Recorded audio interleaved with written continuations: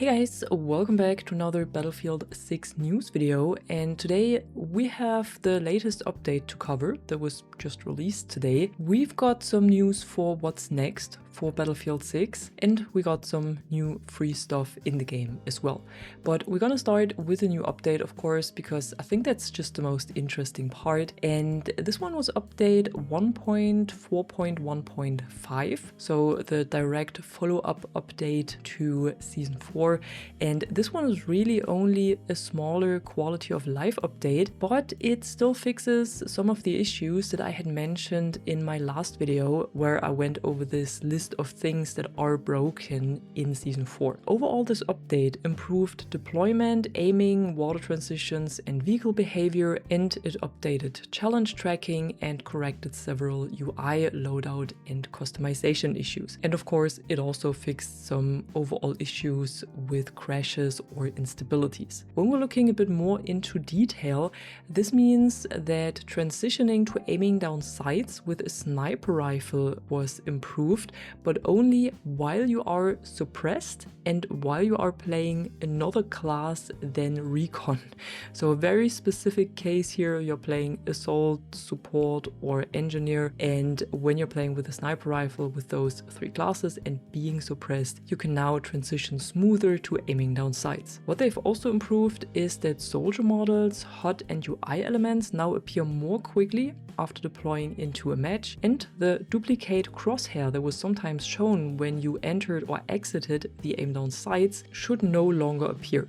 That's so far for the soldier changes. Then there's one change, or one important change, to the vehicles. Here the main battle tank canister shells no longer incorrectly change into aim guided shells when you are switching between primary and secondary weapons during a reload. Then the 1P86 variable scope, so the one that was added with the start of Season 4, can no longer be used while you are using an underbarrel launcher. And here it doesn't matter which weapon it is, on all weapons you cannot use those two attachments at the same time. When we're looking into the challenges, they have fixed the Season 3 catch-up hardware challenge for the PP19. It now correctly tracks suppression assists earned with SMGs. What they've also corrected is a visual issue that was happening near Objective C on the new map Suru Reef, where you could see intense flashing lights. Console players can now also like portal experiences. I know this is not really important, but maybe it's a feature that some of you were missing on consoles and you saw that is possible on PC, so now it's also possible on consoles. And on PC, they have finally fixed the issue where certain NVIDIA GPUs, specifically the RTX 50 series, could experience a driver crash when changing attachments on the SOR 300SC, or when using custom matches or playing on maps with large bodies of water. So basically when playing the new map Suru Reef. And if you watched my last video, you might remember that I talked about this issue and that the only solution back then was to roll back your driver, but this is not necessary anymore. This issue should be fixed now. And lastly, what they also fixed is that in Battle Royale, the lobby join sound no longer loops while you are starting a match. And that was it for the update so far. So like I said, really just a small quality of life update. Nonetheless, it fixed some of the issues that appeared after the start of Season 4. And now we're gonna head over to what we can expect to see next for Battlefield 6, because we got a full blog post, or a community update as the devs call it, where they summed up a lot of this stuff and where they talked a bit more into detail about a lot of the features that we can expect to see during Season 4, but also in Season 5, and some other stuff as well. So I'm quickly gonna go over everything. On August 18th, with Phase 2 of Season 4, we can expect to see the remake of Wake Island, the Top Gun collaboration with new modes and 2 new aircraft, a new sniper rifle, and new features like custom lobbies and spectator mode. We already talked about Wake Island and the Top Gun collaboration in former videos, but there's one more new detail about the new aircraft we can expect to see. So both of them will be jets, and both of them will be two-seater jets.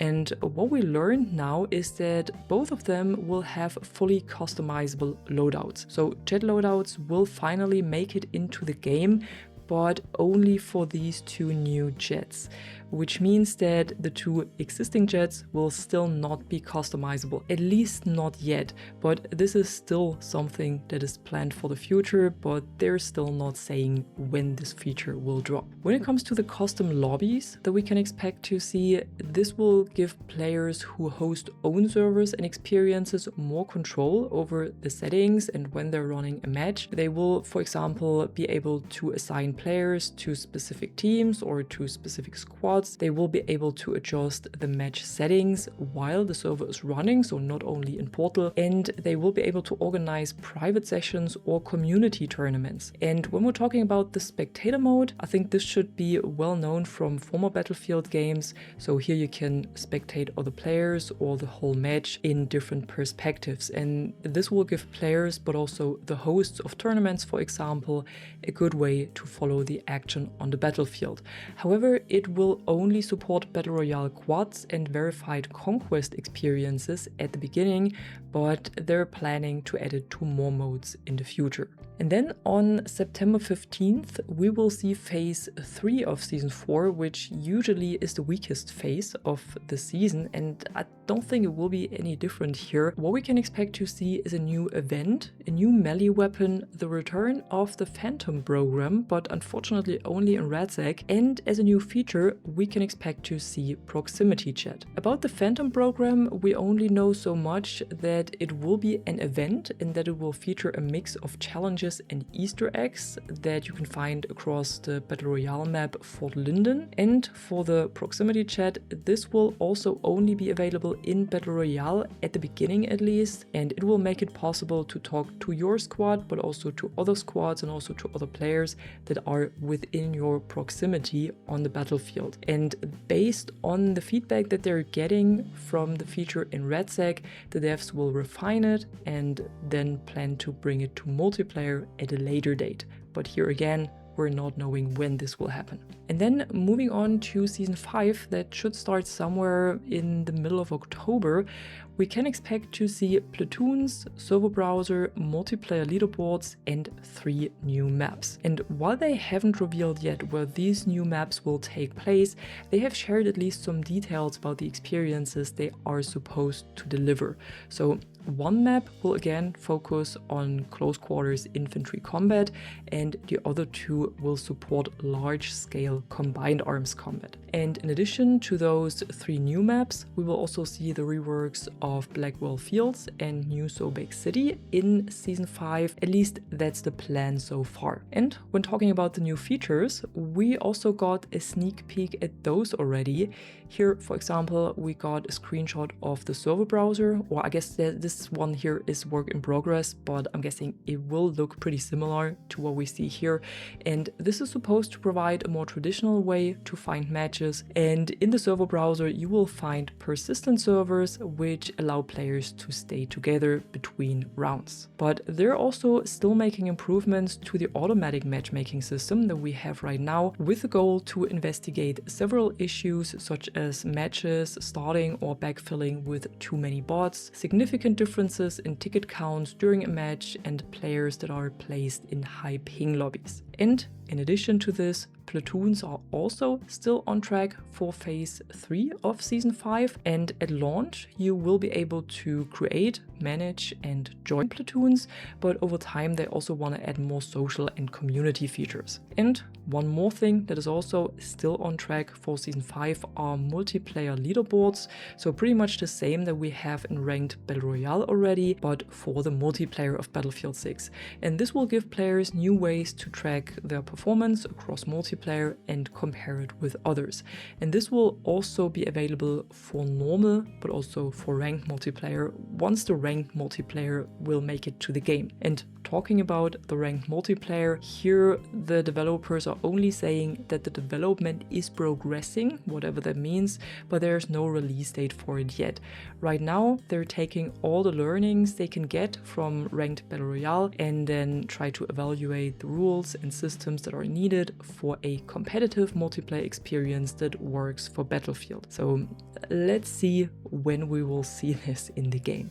And in addition to this recent community update with all of the stuff that I talked about. We also got a community Q&A on Discord last week, and here the devs answered some more questions and talked about a few more features we can or cannot expect to see in the near future. So I'm quickly gonna sum up some of those points as well. But for the most part, what they shared in the community update was also what they talked about in the Q&A before. So here are only a few things that were missing from the community update. So when it comes to weapons and attachments, they say that they're working on improvements to the reticle system that is supposed to improve the visibility of sights against different environments, but they didn't say that we will get a slider or anything like we got in Battlefield 5, where you can actually increase the glow of your reticle manually. They also talked about battle pickups that we've seen during Season 3 already and that now magically disappeared.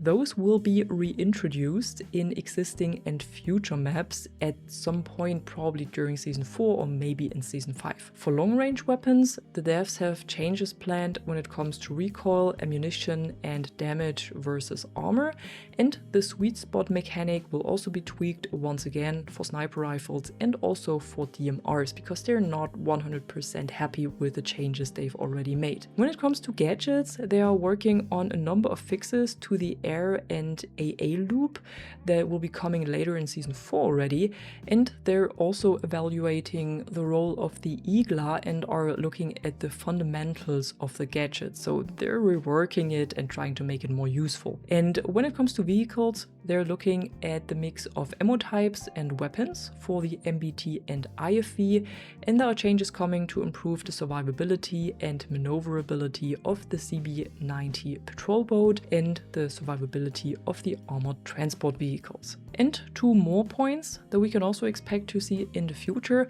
First of all, they talked about collaborations similar to the Top Gun event that will start on August 18th. Here they said that there will be more of those collaborations coming in the future, but they also said that they only want to partner with IPs that really fit the identity of Battlefield. And they also talked about the mode Strike Point. Here they say that it will return at some point in the future and that they're still working on improving the game mode. And lastly, they've also confirmed a full year 2 support for the game, but that's what we already knew or kinda knew, because if I remember correctly, I think Rebecca Kutas already talked about this. So there will be more seasons with quote-unquote new and exciting content beyond Season 5. But we will get a roadmap for this at the end of the year, so we will see what they're actually cooking for us. And lastly, we got 2 new free gifts in the store. The first one is only for Battle Pass owners, which is this player card sticker right here. And the second one is for everyone, and that's this parachute. So if that's interesting for you, don't forget to claim it. And that was it for today. This was everything I had to cover. If you enjoyed this video, as usual, be sure to drop a like and subscribe. Tell me what you think about all of this in the comments below, especially to what we can expect to see in the future in Battlefield 6. And I'm gonna see you in the next video. I'm the Catwoman, and you are awesome.